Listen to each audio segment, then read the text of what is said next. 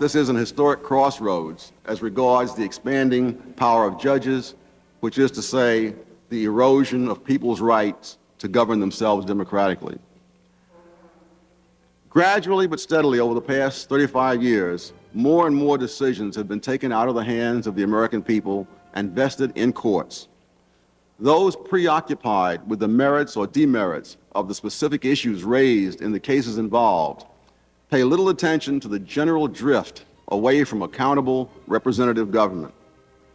The ad hoc way many of these landmark cases of this era were based on legal principles improvised for the moment has meant that law itself has become more and more a matter of how judges happen to feel politically or socially about particular issues or particular litigants. Thank you very much, Mr. Chairman, for an opportunity to present my views to this committee. Let me just get a little quiet, We'll be quiet, please, so the witness can be heard. He deserves to be heard. My support for the nomination of Judge Robert Bork to the U.S. Supreme Court began even before he became a judge of the Circuit Court of Appeals.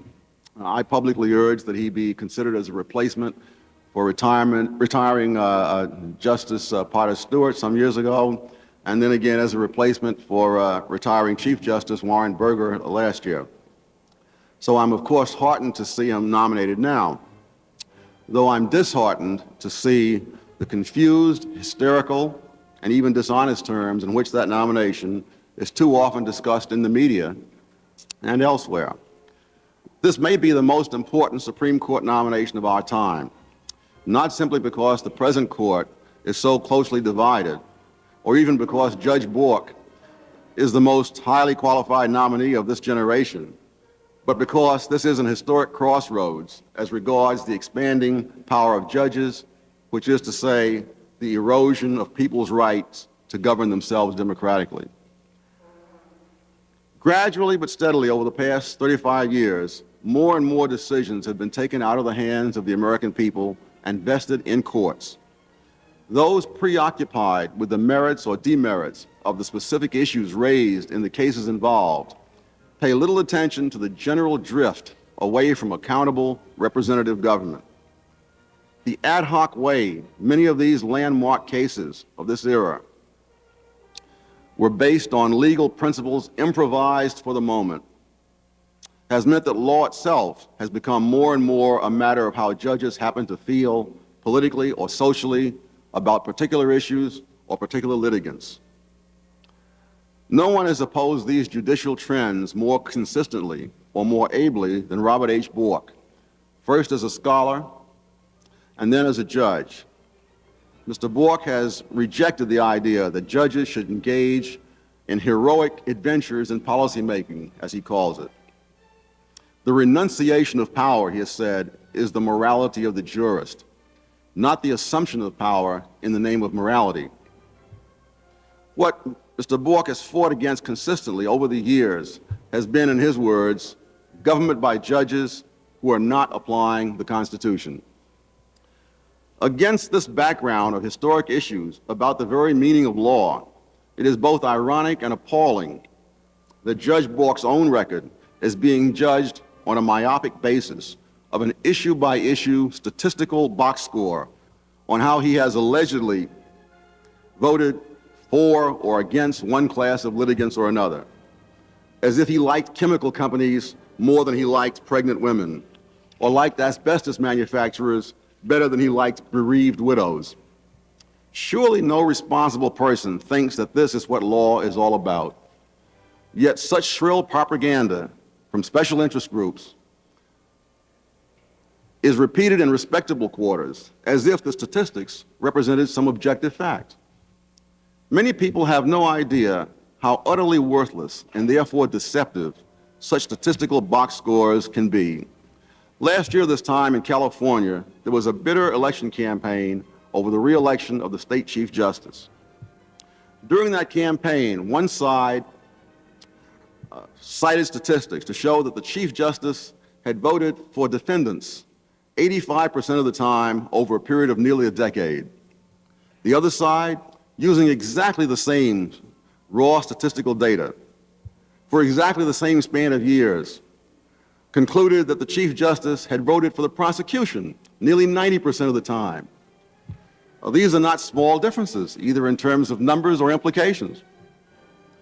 Neither were they based on any esoteric statistical methods. All that they depended upon were differences in definition as to what was a vote for the prosecution. The statistics thrown around recklessly as to how Judge Bork has allegedly voted against women X% of the time or for some other class of litigants Y% of the time are no more reliable than the definitions used by the special interest sources from which they come. Arbitrary definitions are no less arbitrary when they are expressed in numbers rather than words. Taking these box scores seriously reflects either a dangerously naive gullibility about statistics or an even more dangerously cynical view of the truth.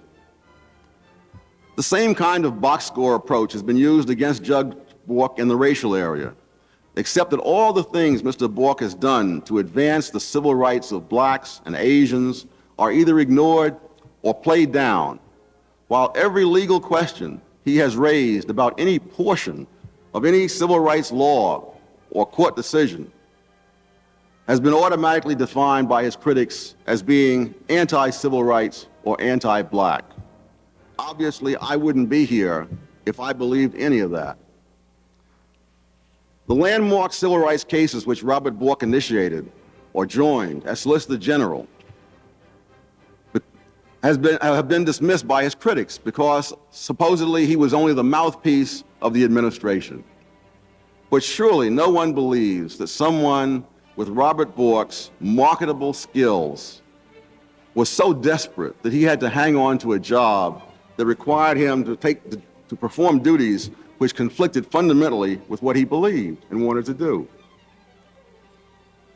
Civil rights need to be understood not simply as a special benefit to minorities, but as something essential to everyone.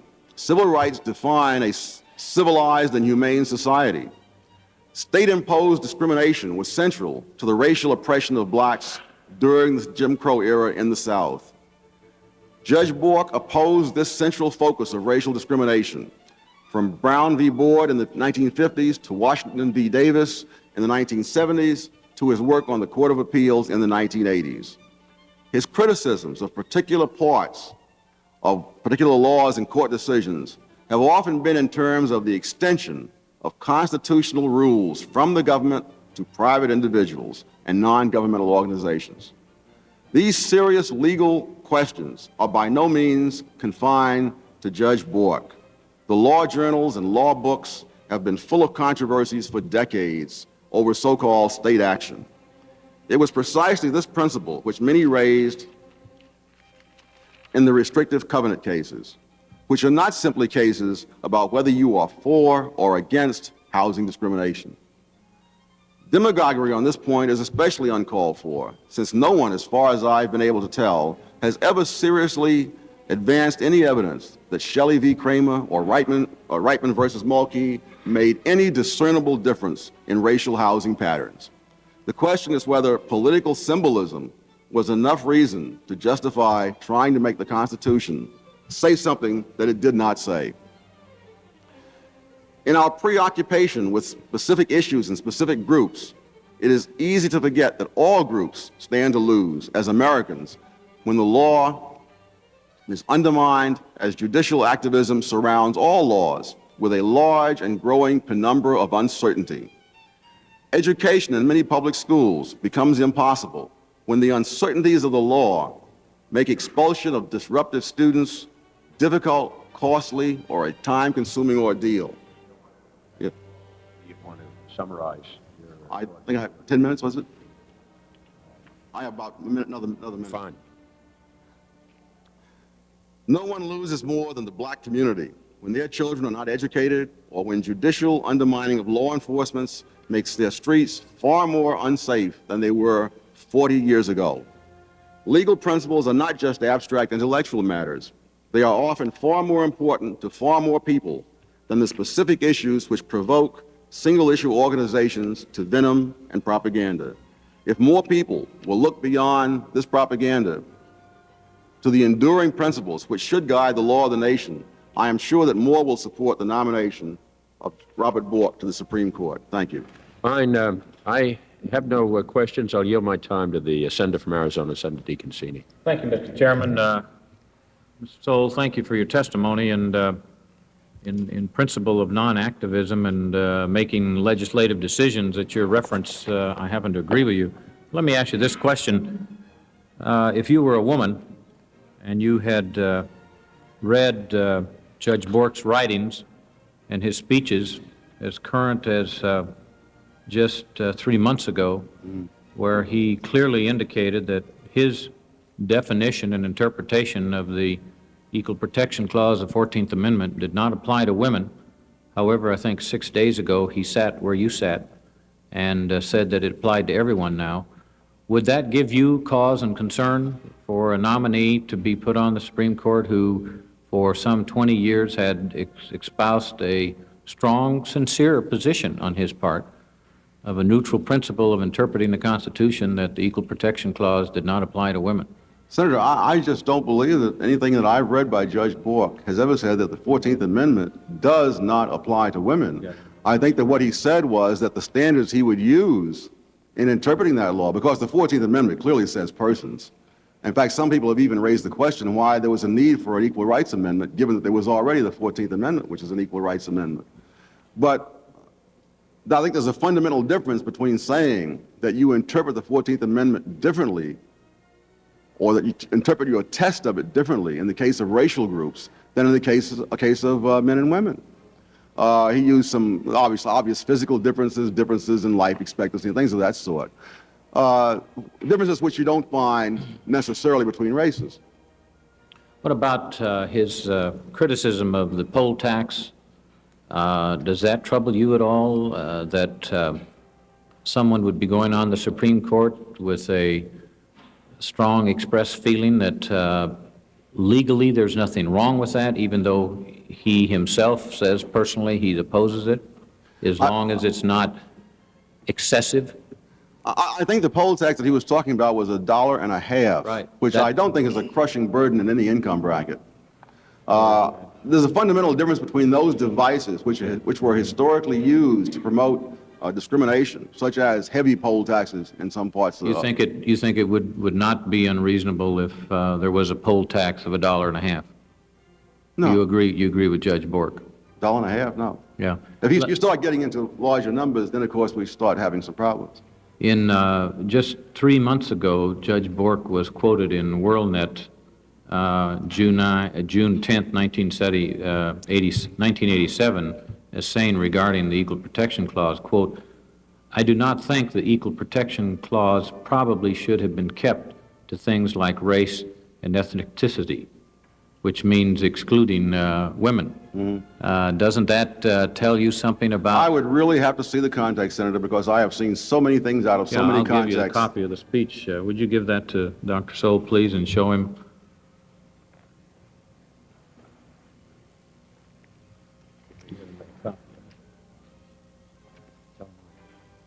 It's, what page is that on?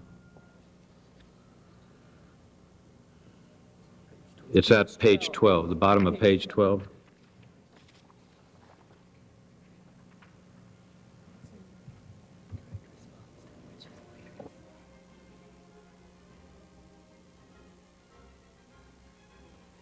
If you read the question there, Dr. Sowell, in the middle of the page, you'll see what the context was for his answer, which later decisions in which the Equal Protection Clause is applied would you consider to be a logical further extension of the principle, or where would you think that the court has gone too far in applying equal protections, et cetera? And then you see the answer, and I read part of that to you. Well, he says that if you're talking about having different drinking ages for young men and young women, that this violated the Equal Protection Law. He thought that was that was trivializing the Constitution. Yes, and you don't agree with that. I mean, you agree with his position.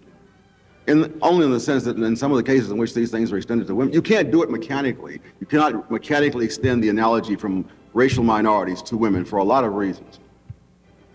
But in other words, if you were a woman, it wouldn't concern you that his position was that I don't think the Equal Protection Clause probably should have been extended to things other than like race and ethnic discrimination. And when he goes further, If that was all he said, and this was the only thing I had to go by on a program, I don't think I give it very much weight. that would not bother you in his earlier I wouldn't give it writings? very much weight because, in other words, if he said a law journal article saying why he thought women were not covered under the equal protection law, and I suspect that as judge, he has already ruled that women have in fact been protected. Well, he stated here under oath that now he felt the Equal Protection Clause applied to everyone. And of course, that's to me. Has he ever ruled as a judge that women simply do not have protection under the 14th Amendment? I would think that'd be headline news. No, but he has written, I think, very clearly that he, up until he testified here, that he did not think the Equal Protection Clause should have been interpreted to include women, and I just cited one. And Well, I take it your answer is Well, that no, he's talking that about doesn't- extensions of the of the Equal law. Protection Clause. Well, it depends on what you mean by the further extension of a principle. I don't think for 1 minute that he would accept a law that said that women weren't allowed to drive cars. Well, the but men question could. is, which of the later decisions in which the Equal Protection Clause is applied? So he's referring to the Equal Protection Clause. Mm-hmm. And his answer is, I don't think the Equal Protection Clause probably should have been kept, that probably should have been kept to things like race. And that's a troubling statement with me. I'm pleased that he came here and finally said, hey, I've changed my mind, that now it applies to everybody, and that I'm not stuck with those kind of statements that he's been making, but it obviously doesn't Because I don't think that it concern you or frighten you by any No, means. Do you, going back to the poll tax, what about the one man, one vote decisions that he's made? Does that trouble you at all, that the judge has expressed some opposition to the Supreme Court, that it was in an activist role when it said that was unconstitutional? Well, I think we're doing exactly the thing that I said shouldn't be done, and that is we're looking at it issue by issue. I think what he's objecting to is the way this was done and the legal principle it's established. So this principle now applies far beyond the questions of voting. Well, if you don't look at it issue by issue, how do you determine what a person is going to do, whether it's Justice Rehnquist or Scalia or Bork, if you don't look at some issues? What do you do? I don't think that you determine it, even when you do look at issues, that you look at the issues which were important as of the time that this happens, which is very different from the issues that are likely to come up over the lifetime of that justice. I can imagine when Earl Warren was confirmed, that if people had looked back over the issues that were hot at that moment and asked him about all of them, they probably would have missed most of the landmark decisions that he made. Well, yes, and Dwight Eisenhower was quoted as saying it's the worst appointment he ever made. So maybe they didn't look at issues enough. I hope that if Judge Bork is confirmed and I should end up voting for him, I don't look back and say, boy, I didn't look at specific issues. That's the worst vote I ever had. Oh, but Senator, you can't possibly look at future issues, which are the only issues he can ever vote on. No, you can only judge based on his past, right? Because we don't know what he's going to do in the future. But the past consists not only of different opinions, it consists of completely different issues than he's likely to face in the future. And that was the point about Earl Warren. That if you asked him, Mr. Warren, how would you vote about the president taking over corporations? Are you saying that you don't think that the Supreme Court is going to address the women of Equal Protection Clause, address the issue of women under the Equal Protection Clause in the future, that that's all been put behind us now, and that racial discrimination or restrictive covenants are never going to be brought up in the future before the Supreme Court? Maybe you're right. I hope, but that'd be nice if there were no such cases. I'm simply saying that the cases of one era are not the cases of the previous era. That's all I'm saying. I'm also saying the principles, though, the law should be the same from one era to the other if you're serious about having a Supreme Court. Because, well, my time is up. Thank you, Mr. Chairman. Senator Thurman. Thank you, Mr. Chairman. Mr. Sewell, I want to congratulate you for appearing here. I know in a way it must be a little tough on you. But you have studied Judge Bork's record, and I'm sure you're familiar with it in general. As a member of the Circuit Court of Appeals, he wrote 150 decisions and participated in 400 decisions. And my understanding is that none of those have been overruled by the Supreme Court. Chief Justice Berger said that somebody called him an extremist, and he said, if Judge Bork's an extremist, I'm an extremist too. And then Mr. Cutler testified here strongly in favor of it. In other words, do you know of any reason why this man should not be confirmed? No legitimate reason. Or do you think he possesses qualities that a judge ought to possess to be on the Supreme Court, such as integrity, judicial temperament, professional competence? Absolutely. He has said here that he would be fair to blacks and fair to women, and what more can he do? And his decisions on the Circuit Court affirm that. And yet to keep on bringing up some statement he made maybe years ago. Well, people, as time goes by, sometimes they make statements or write articles for sake of argument, or to bring out new points, or show a new imagination, or new ideas. But when it came to write decisions, he wrote sound decisions that are in line with the other judges, such as Chief Justice Berger and the others. And Justice Potter Stewart, he mentioned him and others. And you know of any reason at all why this man should not be confirmed? None, Senator. And you favor this committee recommending confirmation? Absolutely. Thank you very much. Thank you. Senator Leahy. Thank you, Mr. Chairman. Just ask one question. Did you follow the statements that Judge Bork made on First Amendment rights, freedom of speech rights, during the series of questions that I asked him and follow-up questions Senator Specter asked him? I can't quite sort all those out. I heard a lot and I read a lot about his views on free speech. Did you feel that his answers here were at variance with his writings and statements over the past 15 to 20 years? In that area, in the area of freedom of speech? I don't know. He sounded more moderate here than he did there. But on the other hand, Senator, if I went back to stuff that I wrote in 1972, in fact, I've had to make that decision, whether I wanted a book I wrote in 1972 to be reprinted. And that was just in the last couple of months that I said no, because I don't want it out there anymore, because I've moved beyond that. In 1971, he strongly criticized, in fact, some of the harshest criticism I've heard, in 1971 criticized the 1969 Brandenburg unanimous opinion of the Supreme Court in freedom of speech.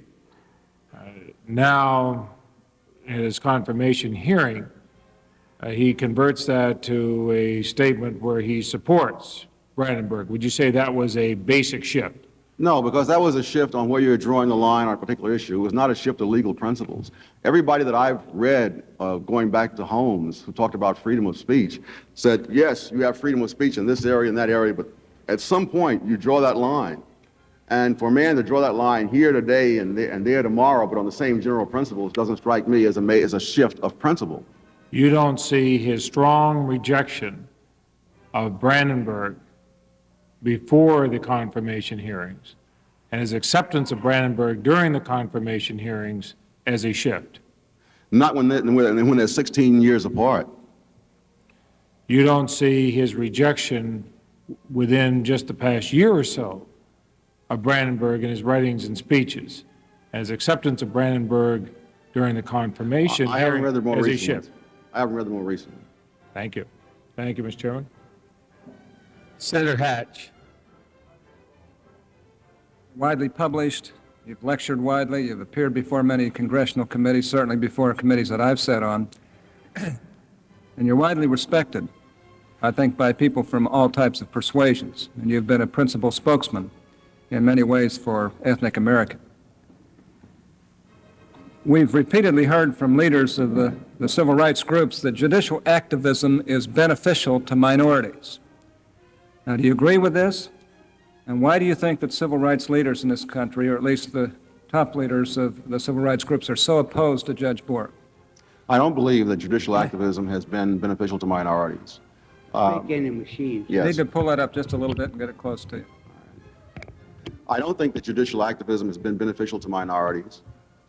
One of the reasons is what I've mentioned earlier, that it's extremely hard for kids in many ghettos to get a decent education today. Let's say as decent an education as I got in the center of Harlem 40 years ago, because the disruption is so much greater today and there's so little you can do about it. If you expel more black males from some schools than you expel Asian females, that becomes a court case. You have the American Civil Liberties Union intervening in these places. There were students, there were parents actually, parading, I believe in Chicago, with signs saying American Civil Liberties Union keep out, because they wanted their kids to get educated. That couldn't be done if you're going to have to due process every disruptive student. So I think that's been very harmful. I've seen the deterioration in crime as well. No, I don't believe that judicial activism has been beneficial to minorities. Over the past few weeks, we've witnessed a great irony. Judge Bork states, and continually states, and has written that he believes that the people's elected representatives should determine policy in this country, not unelected, lifetime-appointed judges. Yet some of those elected representatives are objecting to this nominee who contends that Congress, not the courts, should make our fundamental policy choices. Now, why do you believe that some members of this body and others who are liberal in persuasion are worried about a judge who will really let them make the nation's key decisions? Because they will have to make those decisions publicly and stand up and vote, whereas judges can simply engage in verbal sleight of hand about constitutional clauses and make the same decisions. I think that kind of sums it up. Fact is, it makes the hard political choices ours rather than the unelected judges. Yes. And that's pretty tough on people who have to run for election over and over again. And maybe they can't get some of these decisions through the elected representatives' bodies. I suspect not. It's also very ironic to hear a man described as dangerous because he has announced that he's going to follow the instructions from Congress. Professor Sowell is the nation's leading lawyer and solicitor general, and 5 years as a judge on the second highest court of the land. Judge Bork has never advocated or rendered a decision less favorable to minority plaintiffs than the decisions already reached by the current Supreme Court. Never. Nobody can make a case that he has. Nor, for that matter, has he ever taken a civil rights position less protective of minorities than Mr. Justice Powell. Never. Frankly, we continue to hear that he might shift the balance. And I think this is very hard to justify on the facts as I view them and as I think any fair-minded person would. Indeed, in many areas, such as the Voting Rights Act and sex discrimination, Judge Bork has taken positions even more protective of the minorities than those advocated by the Supreme Court. Now, on the basis of the record, the only difference I can find between Judge Bork and Justice Powell are his statements about the Bakke case involving affirmative action. Judge Bork has said he prefers the original non-discrimination concept of affirmative action. This means that he would permit and would actively permit active recruitment of qualified minorities, among other things. The alternative, as you know, is some form of mandatory proportional representation for minorities, or quotas, to put it in one word. Now, do you believe that mandatory proportional representation benefits minorities? No. In fact, I think one of the great handicaps that blacks and other minorities face across the country is that they are systematically mismatched with universities in the admissions process. That is, if Harvard feels that it must have X% of blacks, and if the pool is such that they can't get X% of blacks at the same level as the rest of the Harvard students, they're going to take those blacks who would have succeeded in some state university and bring them to Harvard, where many of them will fail. Or MIT is a better example, that the average black student at MIT is in the bottom 10% of MIT students in math. But he is in the top 90% of all American students in math, because MIT students are so phenomenal in mathematics. Something like 1/4 of all the black students going to MIT do not graduate. You're talking about a pool of people who score at the 90th percentile in math, whom you are artificially turning into failures by mismatching them with the school. Back much earlier, you had a great increase of blacks in the universities through the GI Bill. You had nothing like that kind of attrition from that process, because the student went wherever he could be accepted, wherever he met the normal standards, and the government simply paid the money. Dr. Sowell, when Judge Bork says the Equal Protection Clause probably should be kept to things like race, he is not saying anything other than what he has said before this committee. He is saying that groups other than race should not be covered by the Equal Protection Clause. He said that all persons, not groups, should be covered. And yes. to repeat what Judge Bork said many times, one, he said that the Equal Protection Clause itself grants, quote, any person the equal protection of the laws, unquote. Thus, every person, black, white, male, female, everyone is covered by the Equal Protection Clause, according to Judge Bork. Now, when it comes to the standard, which is a separate question from coverage, Judge Bork says that only blacks are covered as a group by strict scrutiny. All other persons are protected by a reasonable basis test.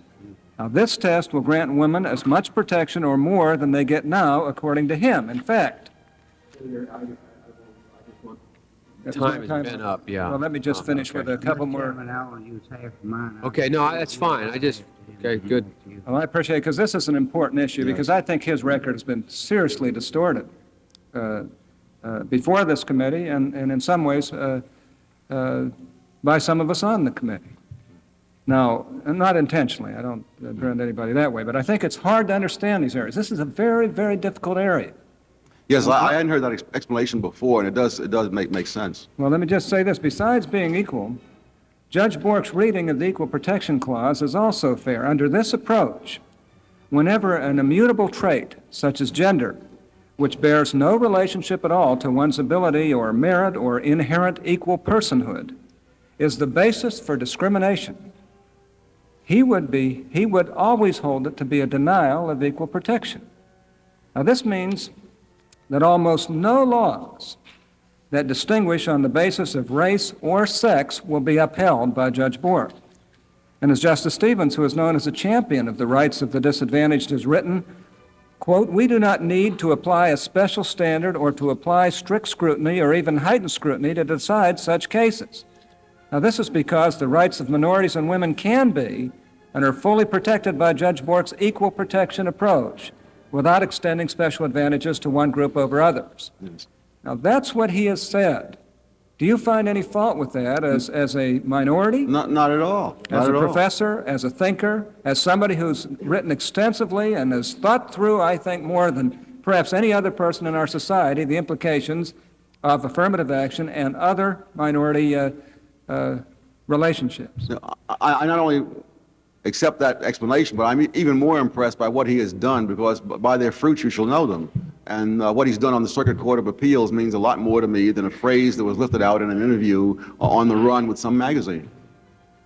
Well, I've certainly used up my time. I want to thank you. I think that your testimony is extremely important to this committee, because the American people really aren't hearing the truth. And it is. These are intricate, difficult, hard to understand concepts. And I think it's about time they heard the truth. There's no reason for any woman to be afraid of Judge Bork or Justice Bork, as I hope he will become, or any minority person or anybody else. I think, as a matter of fact, he would apply the Equal Protection Clause the way the Constitution provides that it should be applied. I believe that as well. Well, thank you. Thank you. I have not used my time. I'm going to use my 5 minutes now, if I may, and hold me strictly to the 5. Please give me a 1-minute notice. Let me ask you a couple questions. You think judicial activism, Doctor, has hurt blacks. Judicial activism of eliminating restrictive covenants in deeds, eliminating segregation in schools, one man, one vote, literacy test. Do you consider those judicially active? Well, as regards restrictive covenants, I can see no evidence that they did anything other than make some people feel good because it was symbolic. As regards desegregation of the school system, that should have been done long before and on a much more sound basis. I've gone into this at great length in previous writings. But are they? No. You see, the problem is not whether you believe that school desegregation should have ended. I believe it should have ended long before. Okay. Judge Bork believes it should have ended long before. What he and what I have objected to are the principles used in that decision, because those principles take on a life of their own, and they come back to haunt you in other areas. Obviously, this old phrase, "the hard cases make bad law," derived from that fact. You dream up a principle to reach this result, and then the principle has a life of its own. So the principle of desegregating the schools. No, that wasn't the principle. The principle was the reason that they picked for it was that Well, there that's was- all I'm saying. Okay, the reasons they picked, Yes. desegregating the schools, you and Judge Bork agree were the wrong principles, and they should have not. So the court shouldn't have done that. No, the court legislature- should have done it. Oh, okay. Both of us have said the court should have done it. I see. And in my case, and I think in his case, the court should have done it a lot sooner. How? They should have ruled that it wasn't equal protection of the law, because nobody in his right mind believes that there was equal protection of the law in the Jim Crow era of these school systems. I'm just trying to figure out what Yes, you're saying. yes. Now, when they desegregated the D.C. schools, Mm-hmm. it's clear the 14th Amendment does not apply. Everyone agrees that the 14th Amendment does not apply to the District of Columbia. Mm-hmm. How would they have done it in the District of Columbia? Should they have just let it stand in the District of Columbia? Segregation? No, in fact, Senator, it's interesting that you say that, because I've gotten the first thing I ever wrote in on a public issue was in November 13th, 1950, in the Washington Star, in which I argued for the desegregation of the D.C. school system. So that On what principle? I had not studied nearly as much then as I have 37 years later, and so I hadn't worked it out. Nor do I think that I would want to work it out on the run in front of a large group of lawyers at this very moment in the time that's available. Well, how about literacy test? Was it judicial? I see no reason why people shouldn't be literate in order to vote. The question is, if you have a black who comes in with his degree from Harvard, and the man behind the desk says, no, you're not literate, you can't vote, then this is what bothers me. People are talking about how judges should be sensitive to this particular group or that particular group. And if that means anything, if it means he's applying the law differently, that's precisely how blacks were held down for generations in the South. I see. So by literacy applying the law differently. So literacy test, as long as they were equally applied, Yeah. are all right. Sure. So I thought you thought. Now, I also want to clarify, I gather from your comments about MIT and Harvard that you don't think there's enough blacks out there who are qualified to fill the number of vacancies allotted for them in those schools. Is that right? Is that what you're Well, saying? the word qualifies really is misleading. Well, the how question do you- is whether or not they are like the other students at Harvard and MIT. Well, okay.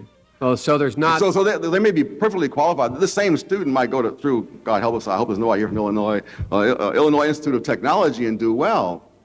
But there's no reason why he should fail at MIT. There's no prestige in flunking out of the Ivy League. I got it. So, but my point is, you believe there are not enough black women and men out there that are the same as white women and men to be able to go through Harvard and MIT. If there were, it would mean that the whole history of oppression had done no harm whatever.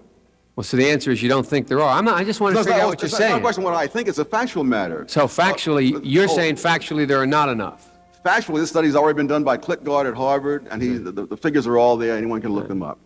Okay, no, I just want to hear from you. I want to know what you're thinking. Have you read all of Judge Bork's cases or any No. of them? Have you read all of his writings? I haven't read all of them, but I've been reading them for more than 20 years because I used to teach antitrust economics. Now, are you part of what they call the law and economics school? You know that?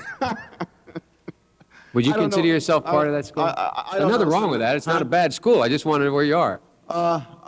When I sit down to write, Senator, I don't ask what my label. I don't check my identification tag to see what I am. But I did. One of my books did win a prize as the best book in law and economics in 1980. Yeah, no, but I mean, there's almost a term of art out there called the School of Law and Economics. Yes. And are you part of that school intellectually? That's all I'm trying to get. I'm very much interested in the application of economic principles in the law and vice versa. Right. Now, my time's up. Thank you very much. Senator from Pennsylvania. Dr. Sowell, back to judicial activism. Aside from the legal principles, although I think there's been enough time since 1954, since the cases came down to figure out a legal principle, but just back to judicial activism, you say that judicial activism has not been helpful to minorities. You say On that that balance. you say that discrimination should have been ended long before it was. Judge Bork has written that discrimination should have been ended in the 30s and 40s, not waiting until 1954. The Congress of the United States wouldn't do anything about segregation. The state of Mississippi and the state of Georgia and the state of Kansas wouldn't do anything about segregation. If it weren't for judicial activism of the Supreme Court of the United States, there still might be segregation. Who would have done it except for judicial activism, and never mind the theories? Senator, if the Supreme Court struck it down, it would have been struck down no matter what reason they used for striking it down. But it was judicial activism. The point is that no one else would act except the judiciary.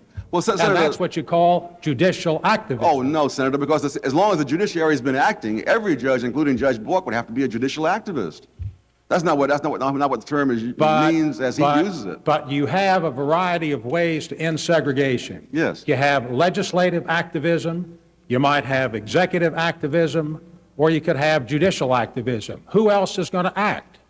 Senator, if every time a court acts, you call it judicial activism, then every single judge must be a judicial activist, and the term would have no meaning. Are you aware of the fact that Judge Bork has spoke forcefully for judicial activism in carrying out the principles of the Constitution? Again, it depends on what you're defining. It's like these definitions. Answer my question. Are you aware that Judge Bork has spoken out actively in favor of judicial activism, that judicial activism is highly desirable when you carry out constitutional principles? I am unaware of that particular statement out of his voluminous writings. Dr. Sowell, are you aware of the fact that Judge Bork has repeatedly said that equal protection of the law does not apply to women? Well, Senator, we've discussed that twice, and apparently it does apply to women. We have discussed it many times, but I don't think on the same facts. Repeatedly in this hearing room, we have cited texts where Judge Bork has said that on original intent and his construction of the Constitution before coming into this room, that equal protection of the law does not apply to women. I understood you to say that Judge Bork has ruled as a judge on the Court of Appeals that equal protection of the law does apply to women. Did I understand you correctly? No, I was saying I know of no cases in the Court of Appeal in which Judge Bork has said that it does not apply to the women. But that's not the point. The point is, do you know of any case on the court where you said that equal protection of the law does apply to women? No, Senator. Well, then on the record we have so far, and I agree that Judge Bork can change his mind, but the issue is what you know about Judge Bork's position. And Judge Bork has repeatedly said before coming into this room that equal protection of the law does not apply to women. Now, my question to you, if you had known that, would you still be as emphatically in support of Judge Bork as you are? Senator, if there were certain words that were put together in a certain way, that means nothing. What really matters is what did he say in substance. And I think on the question of judicial activism is a classic example of that. I don't understand you. If a group of words were put together in a certain way, what other basis do we have for judging this man? He puts a group of words together in a certain way when he writes an opinion. He puts a group of words together in a certain way when he makes a speech. He puts a group of words together in a certain way when he writes a law review article. What I'm trying to find out, Dr. Sowell, is really what you know about Judge Bork. Well, I've read his writings on antitrust for a very long time. Well, aside from antitrust, which we haven't gotten to, how about on equal protection of the law? How about on freedom of speech? I've read him on freedom of speech. I've read the Indiana law article. I've read well, if you've read the Indiana law article, it's hardly a line that he's drawn. You say that when you come to freedom of speech and clear and present danger, it depends on where you draw the line. The line wouldn't appear on the table. It'd be off the table. As Judge Bork articulated the principles in the Indiana Law Review, he says that you may not contest legality. He says that you shouldn't be able to articulate a principle of proletarian dictatorship. The clear and present danger test of Holmes is that there has to be an imminence of violence. It's not on the table, and that's a long table you have. Well, Dr. Sowell, I think that Judge Bork has a perfect right to modify his positions and come into this room. But when you have made representations about where Judge Bork stands, I have a real question as to how much you know about Judge Bork. Well, Senator, one of the things I know is that long before these hearings, the Indiana Law Review article was brought up at a meeting of the Federalist Society at Stanford University, where I was there. And Judge Bork at that time said, well, I've been eating those words for a long time now. And he let it drop at that. He had not been nominated to anything, except he was already on the Circuit Court of Appeals. Well, are you aware of the fact that in 1985 he was interviewed and published in a in the conservative magazine that he stood by his 1985 comments? Well, Senator, I stand by what I wrote in His 1972. 1971 comments? His Senator, I stand by what I said in 1972 as a matter of general principle, but there are many sentences and whole paragraphs that I would not repeat today, and therefore I don't want the book reprinted. Well, aside from what you stand behind, are you aware of the fact that in 1985, Judge Bork said he stood behind his 1971 Indiana Law Journal article? In the same sense in which I stood by my 1972 book. Well, he didn't say that he stood behind them in the same sense that you did. He said he stood behind them. Sure, Senator, but I would say that too. In 1987, I believe it was on WorldNet, he said that equal protection of the law did not apply beyond race and ethnics. Are you aware of that? Well, the argument that Senator Hatch has just made is that if you're talking about persons, that's one thing, and if you're talking about groups, it's something else. Well, he didn't say groups and persons. He didn't say groups and persons in the 1971 article. He didn't say groups and persons in the 1987 article. Dr. Sowell, my time is up, and I think Judge Bork has articulated a position in this room, as I said earlier today, which may well warrant confirmation. I'm not saying yes or no. But when I hear you say that there is, when I hear you say what you have about Judge Bork's record, I just would refer you to some of his writings. Thank you very much, Mr. Chairman. Thank you. Senator Heffel, is that right? Dr. Sowell, is how you pronounce your name? Sowell, just like Sowell. Lowell. All right, Sowell, pardon me. You are with the Hoover Institute as a fellow. What is your academic background? Are you a lawyer? I should know, but... Oh, I'm an economist by trade, but I've wandered into other fields. You have an educational degrees in law as well? No, in economics. Just in economics. Economics, all right. Just to continue a little bit on what Senator Specter was inquiring about, Judge Bork has indicated that he has shifted some of his opinions since, well, at least he's articulated changes in his opinions here at these hearings. Has this caused you any concern in predicting how Judge Bork may rule if he's on the United States Supreme Court, if on certain issues of the First Amendment or the equal protection? Not really, because again, if you're talking about specific issues, it's always a question of how far you carry some principle. And he may carry it further one time than he did 16 years earlier. But if you're talking about the more fundamental question of the role of a judge in the whole legal system and the whole political system, that would concern me a great deal. And there, I think I've seen a great deal of consistency. In other words, the consistency I see is in the fundamental set of principles about the role of a judge in the law. And these inconsistencies are about specific issues. Maybe he would go a little further this way, a little less far that way. That really seems to me secondary.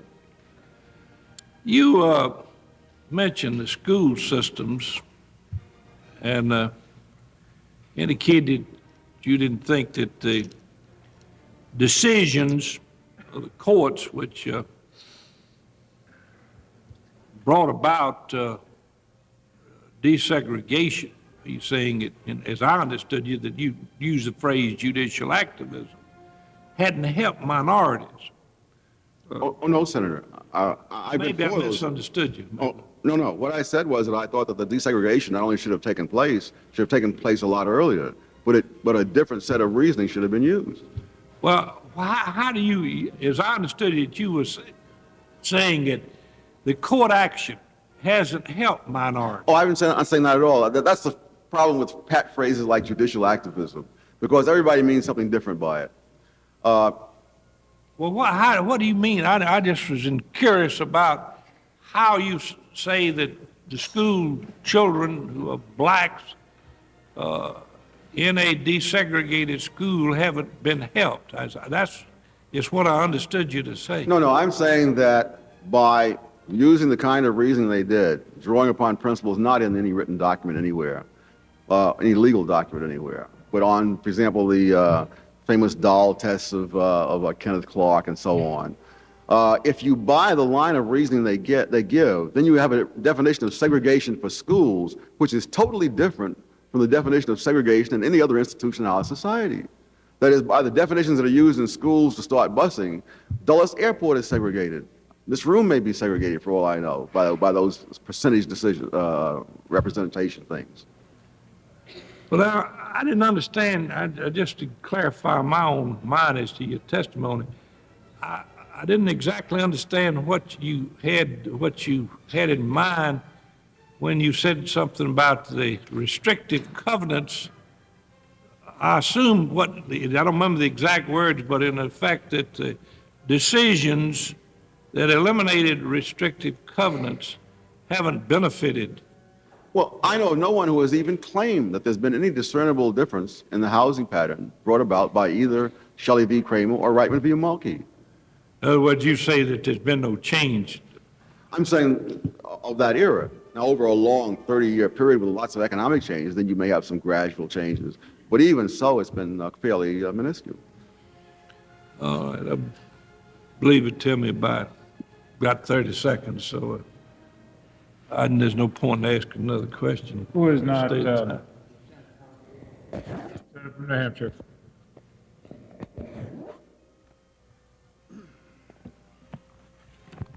Thank you, Mr. Chairman. Dr. Sowell, you grew up in Harlem. Yes. Safe to assume you were not born with a silver spoon in your mouth? I think that's very safe, Senator. From which universities do you hold degrees? Harvard, Columbia, University of Chicago. Harvard, Columbia, and the University of Chicago. That's right. You were a nationally syndicated columnist. Yes. At one time, you were pretty far over on the left of the political spectrum, were you not? Yes, I was. I was a Marxist. You were a Marxist. So I have great sympathy with people who changed their views over the years. I was coming to that. You would say your views have matured as you have matured in age? Yes. You are a man of brilliant mind, obviously. Supposing you were now being considered, supposing you were sitting there right now as a nominee to a high federal position, and you've been offered high federal positions, which you've turned down, but supposing you were sitting there as a nominee in the confirmation process, would it be fair for senators to repeatedly refer to your statements as a Marxist as the principal basis for granting or denying confirmation? I would think not, Senator. Would it be fair or unfair for them to look at your more recent statements, even within the last 2, 3, 4 years? Oh, it certainly would. Would you object if we suggested you were opportunistic because in recent years you've changed your views? I would think not. Would it be a new kind of discrimination if we denied you confirmation on the basis of your previous views? Well, I don't know if I would characterize it that way or not, but certainly it would not be. Well, I would, and that's exactly what's going on here. It's a new kind of discrimination. In regards to the statements, largely misleading in the last half hour on the subject of Robert Bork's views on First Amendment, on 14th Amendment. Let me read this from page 113 of the transcript. Judge Bork speaking. Excuse me, that's the wrong part. I have no talent at all in managing paperwork. Page 57. Judge Bork. I cannot say enough, going on further. You know, beginning with the Brown versus Board of Education, 1954, I think it was, I have supported black equality. And I have done that in print long before I got here. I've never said anything or decided anything that should be frightening to women, and so on. I ask unanimous consent to put that back into the record. Now, here's another interesting facet of this whole discussion, Doctor. There are those here now, those who've appeared before us, who apparently believe that only judges could have broken down the barriers which held back black Americans, that only activist judges are responsible for the gains which blacks have made in our society. Now, I remember well the 1960s and the civil rights struggle, because I was out there in, what was it, 1963, in that sea of people protesting the inhumanity and the immorality of racism and discrimination. And I say to those who suggest that only judicial activists and only judges could have broken down those barriers, that you are insulting all of us, including yourselves, who participated in the great civil rights struggle, because political activism would have broken down those barriers, maybe not quite as soon, but very nearly as soon as judicial activism broke them down. Yes, the other thing, too, is that if you look at history, and again, I think that's appropriate when you're talking about something like the Supreme Court, it's by no means clear from history that judges have been more sympathetic to blacks throughout history than the legislature or the presidency. Yes. From the time of the Dred Scott decision until Plessy v. Ferguson was a longer period of time than from the time that Earl Warren came on the Supreme Court till this very moment. Yes. And during that period, the courts were the lagging element, and it was the president and then the Congress that passed it. Indeed it was. Indeed it was. And to suggest that blacks would have lain supinely and put up with that kind of discrimination for even another 5 years or 3 years or 2 years is to insult black Americans, I believe. Indeed it was political activism and indignation on the part of blacks and those who sympathized with them, more than judicial activism, which resulted in passage of civil rights statute. It was political activism, not judicial activism, that emancipated blacks in the fullest sense of the word. How do you feel about black Americans who have come before this committee and have opposed confirmation? Do you think they serve the black community well? No, I don't. I don't know what all their reasons are. One of the sad things that happens with any organization over a period of time is that as it fulfills its mission, it looks for new missions, because organizations don't die quietly.